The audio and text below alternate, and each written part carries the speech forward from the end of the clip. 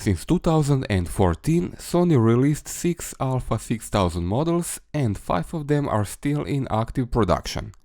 Visually they look almost identical, but have a lot of differences under the hood. Depending how good of a deal you find, there can be a triple price difference comparing top-of-the-line A6600 with the basic A6000 model. So let's see what is what. Body shape and control layout is identical on A6000 and A6100. 6400 gets the rocker switch around AEL button. A6500 has one additional and A6600 has 2 additional customizable buttons whose position is also slightly rearranged. A6500 and 6600 have larger grips, especially the A6600 because of the larger battery. The smaller one fits nicely in hand, but bigger ones are even better. Surprisingly, they do not add much in overall camera size. They are all quite compact. 2 control dials are a great thing for easy adjustments, especially in manual mode when one controls aperture and the other one shutter speed. What some users don't like is the fact both dials are adjusted with a thumb. It would have been better to have one dial at the front beside the shutter button so it could be used with index finger. None of these cameras is dust or weather sealed. In real life they all can withstand slight rain or moisture, but where the limit exactly is, I would rather not speculate. Be careful. Sony kept resolution at 24 megapixels across all models. Image quality is basically great on all of them. Still, there are differences in favor of the new generation models 6100, 6400 and 6600. You will notice a bit better detail rendering, less noise at high ISO and better results from raw files, especially regarding dynamic range. When it comes to video, A6100 and above are recommended. 4K footage is very detailed and clean, and there are plenty of resolution, bitrate and codec options. Slow motion is available at 120 frames per second in Full HD resolution. Focusing is greatly improved in latest generation models. Also, they have external microphone input, what is crucial to get good sound quality. Basic A6000 shoots solid Full HD, but that's about it. No microphone input, slower autofocus and no 4K resolution. It is fine for casual family or travel recordings, but definitely lags behind modern standards.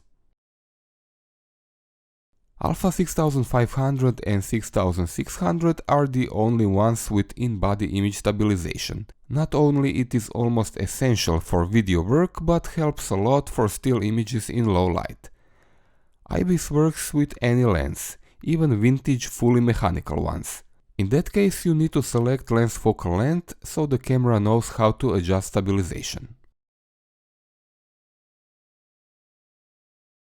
When it comes to focusing, latest generation is the one to get.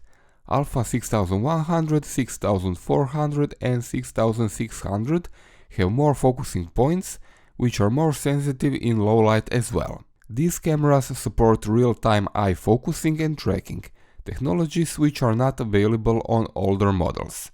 In simple words, if you care about tracking moving objects both for still images and video, buy one of the new generation models. Electronic shutter is labeled as silent shooting in the menu. It is a great way to take images and remain unnoticed. It is available on all models except the A6000.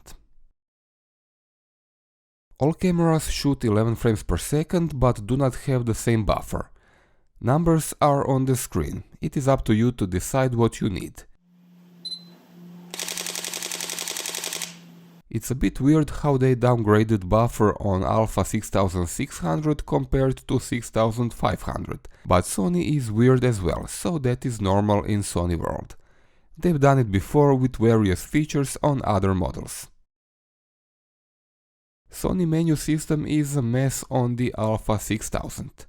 Luckily they made an overhaul on the newer models, added color-coded tabs and rearranged options into more logical groups. It is a step in the right direction but still could be improved.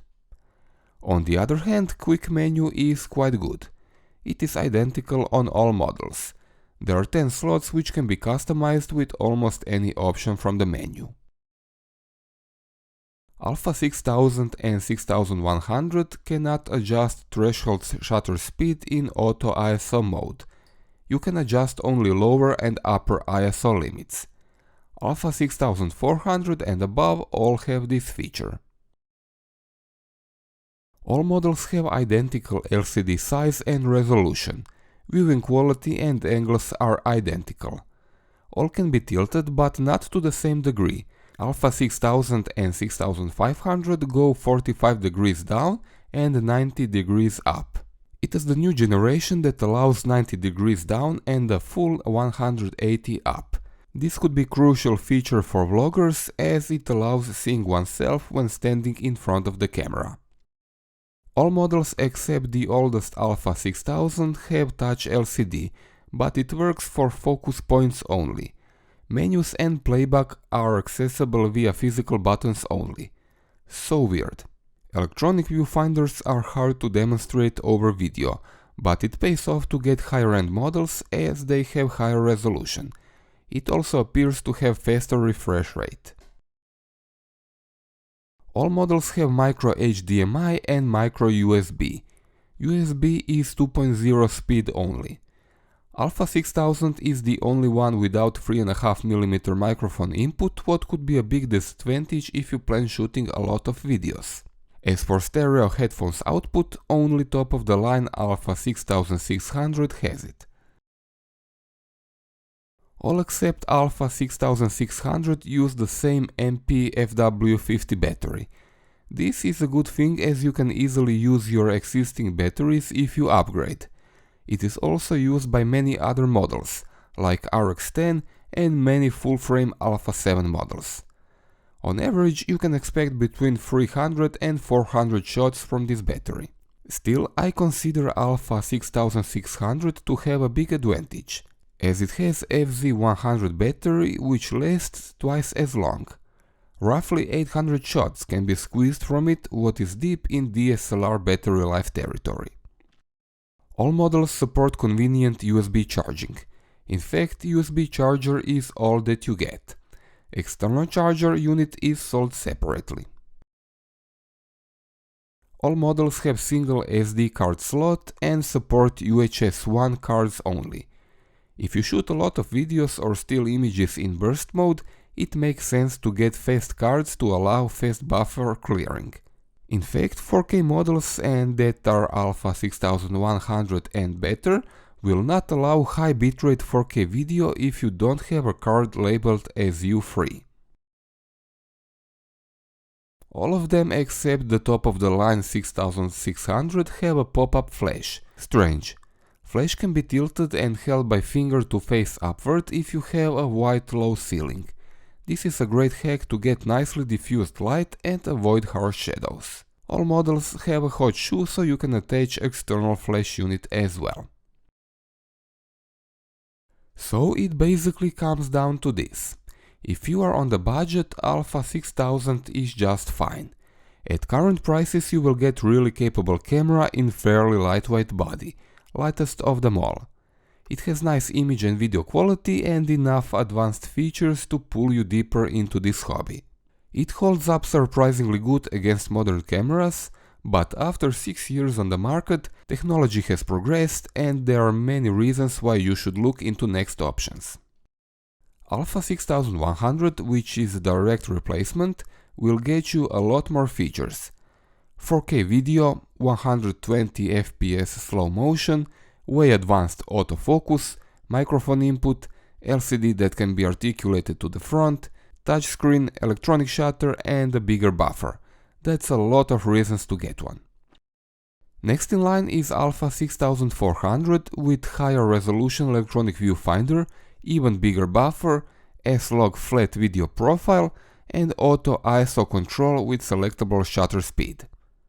Alpha 6500 will get you crazy big buffer for burst shooting, largest between all the models, bigger grip, and in-body image stabilization, what is a big deal.